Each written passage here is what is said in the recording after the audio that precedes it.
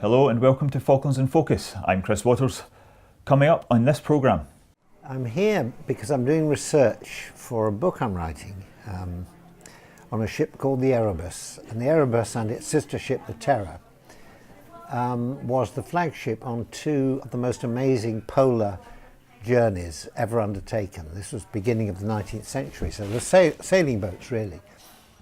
The interesting thing is if it's a draw, it turns out to be a draw, because that is just the toss of a coin. The returning officer will toss a coin, and somebody will call, and that's it. So it literally comes down to the side of a coin, whether someone gets in over. Yeah. Oh wow, okay. So who decided on that rule? That seems a bit, pardon the pun, it seems a bit flippant. This isn't necessarily a sign that we should be drinking more coffee, but it could certainly be used as part of a healthy diet. The 16-year study showed that an extra cup a day could extend the life of a man by around 3 months and women by 1 month. In the final Executive Council meeting of the Assembly, they discussed a proposal to investigate the future development options of Stanley Airport. With all the recent delays to the air bridge due to rotor winds at Mount Pleasant, the community has been looking towards Stanley Airport as an alternative. It's not clear how much work would have to be done at Stanley Airport to take larger aircraft. I mean, clearly you need a wider and a longer runway, but we don't have very much, at least up-to-date knowledge about the substructure. So there is a substructure that is very much bigger than the existing runway at Stanley Airport, but we don't have enough knowledge of it to know how expensive it would be to bring it up to scratch. Down in the Fitzroy Bay, I could see a column of smoke going off one of these ships which had come in that morning. And in my heart, I knew, I had a sinking feeling that the rest of my men were on that ship. Sure enough, I was told, get yourself back down to battalion headquarters. A lot of your men are wounded and they've been struggling to get ashore from the Galahad, which was in Fitzroy Sound.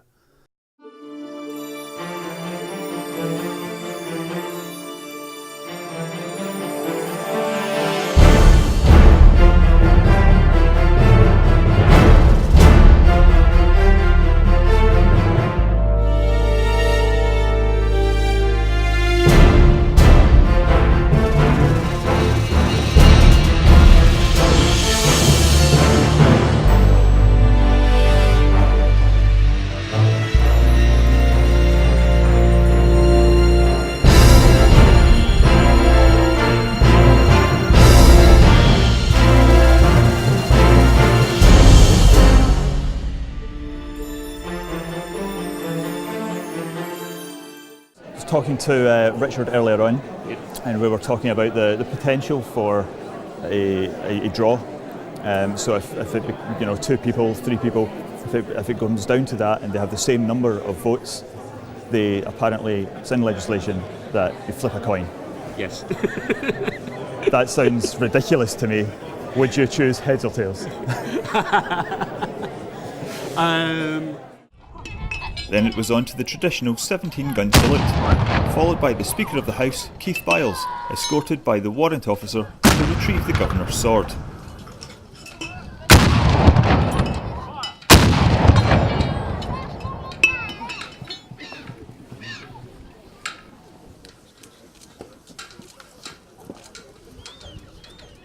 Now that it's all over, what memories will the Governor take away with him?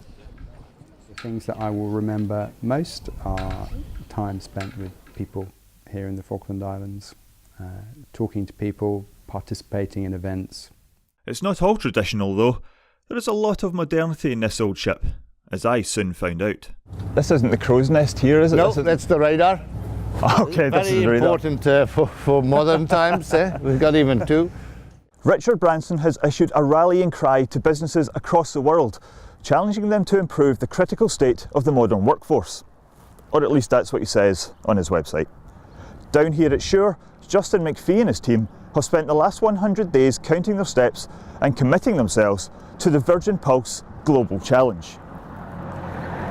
It's something that the company elsewhere in the world had taken part in for the last 4 years, and it's designed to promote workplace well-being, fitness, health, and just make people be physically more active in a world where we all sit behind desks and computers more and more. My husband was Gary Bingley. He was in 11 platoon in D Company 2 Para, and he was killed at Goose Green. So the last photos I have of him are taken at Sussex Mountain. So we're hoping today to walk from Sussex Mountain all the way to Goose Green. So it's like a bit of a pilgrimage of his last steps. It was just too hard. I think everybody deals with things in their own way. And for some people, watching the news comforts them, you know. But from the time the first casualties came in, that was it for me. I just didn't watch it after that. It suddenly becomes a lot more real at that point. Absolutely. It really does.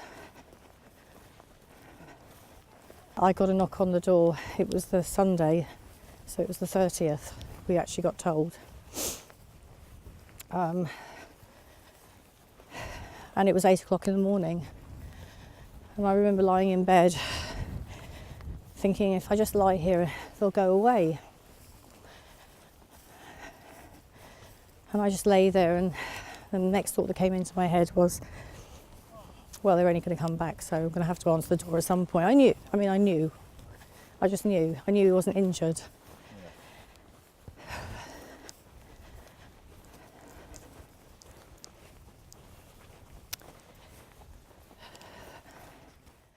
Actually rather proud of myself. I took a picture of